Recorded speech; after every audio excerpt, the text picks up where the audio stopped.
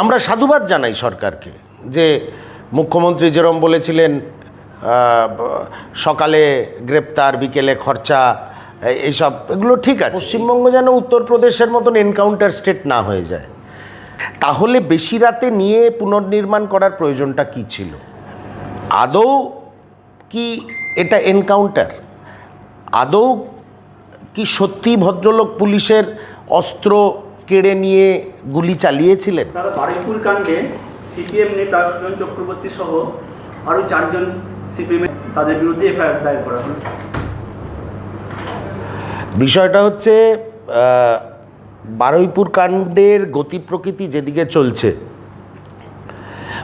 ওনাদের এগেনস্টে কী কারণে এফআইআর করা হয়েছে বা না হয়েছে সেটাকে যদি আমরা আলাদা করেও দেখি, বারুইপুর কাণ্ডটা যেভাবে ঘটছে এবং তারপরে এই প্রভাস মণ্ডল বলে ভদ্রলোকের যে এনকাউন্টার হলো, এটা আমরা রাজ্য কংগ্রেসের তরফ থেকে আমরা সাধুবাদ জানাই সরকারকে যে মুখ্যমন্ত্রী যেরকম বলেছিলেন সকালে গ্রেপ্তার বিকেলে খরচা, এইসব এগুলো ঠিক আছে। এই ধরনের যারা সামাজিক ব্যাধির সঙ্গে যুক্ত, ধর্ষণ, মেয়েদের ওপরে অত্যাচার, তাদের বিরুদ্ধে কড়া পদক্ষেপ নেওয়া উচিত। আবার পাশাপাশি এটাও দেখার বিষয় আছে যে পশ্চিমবঙ্গ যেন উত্তরপ্রদেশের মতন এনকাউন্টার স্টেট না হয়ে যায়। তা সেই জন্য আমাদের রাজ্য সভাপতি শুভঙ্কর সরকার একটা কথা বলেছেন যে একজন বর্তমান হাইকোর্টের বিচারপতিকে দিয়ে পূর্ণাঙ্গ তদন্ত হওয়া উচিত যে কোন প্রেক্ষিতে। দেখো, একটা কেসের রিকনস্ট্রাকশন পুনর্নির্মাণ করার জন্যে মধ্যরাতে বা একটু বেশি রাতে তো নিয়ে যাওয়ার কোনো প্রয়োজন নেই, দিনের বেলা নিয়ে যেতে পারতেন ওনারা। তাহলে বেশি রাতে নিয়ে পুনর্নির্মাণ করার প্রয়োজনটা কি ছিল? আদৌ কি এটা এনকাউন্টার? আদৌ কি সত্যি ভদ্রলোক পুলিশের অস্ত্র কেড়ে নিয়ে গুলি চালিয়েছিলেন? কিছু প্রত্যক্ষদর্শী বা ওই অঞ্চলের মানুষ বলে আমরা কোনো গুলির আওয়াজ পাইনি। নানা রকমের প্রশ্ন উঠছে। সেই জন্য বারুইপুর কাণ্ড অত্যন্ত জটিল দিকে এগোচ্ছে। বিভিন্ন দৈনিকে বড় বড় করে বিভিন্ন আঙ্গিকে তার স্টোরি বেরোচ্ছে। আমাদের কাছে এটা খুব চিন্তার বিষয় যে পশ্চিমবঙ্গ যেন একটা এনকাউন্টার স্টেটে পরিণত না হয়।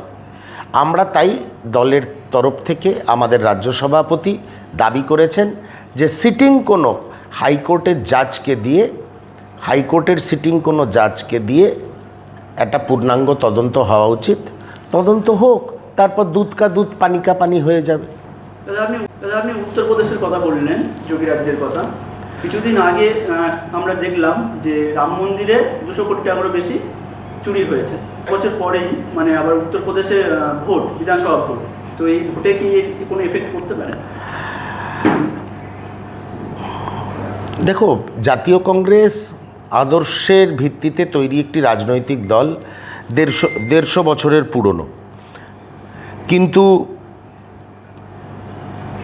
একটা কথা তো বলতেই হবে যে রাম মন্দিরকে ব্যবহার করে যেভাবে ভোট বৈতরণী পার হলেন, তারপরে রাম মন্দির তৈরি হলো, আমি মানছি সুপ্রিম কোর্টের নির্দেশে, সুপ্রিম কোর্টের রায়ের ভিত্তিতে। আবার সেই রাম মন্দিরে যদি এরকম ঘটনা ঘটে যে তার যে দানের সামগ্রী, টাকা পয়সা, সেগুলো নিয়ে প্রশ্ন জেগে যায়, তাহলে আমি তো প্রথম যোগী আদিত্যনাথ প্রশাসনের দিকে আঙুল তুলব।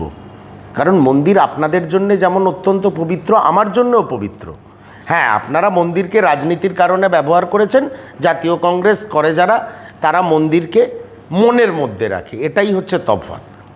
তা এই ধরনের ঘটনা ঘটলে সেটা খুব দুর্ভাগ্যজনক এবং সেক্ষেত্রেও আমরা এর পূর্ণাঙ্গ তদন্ত দাবি করছি।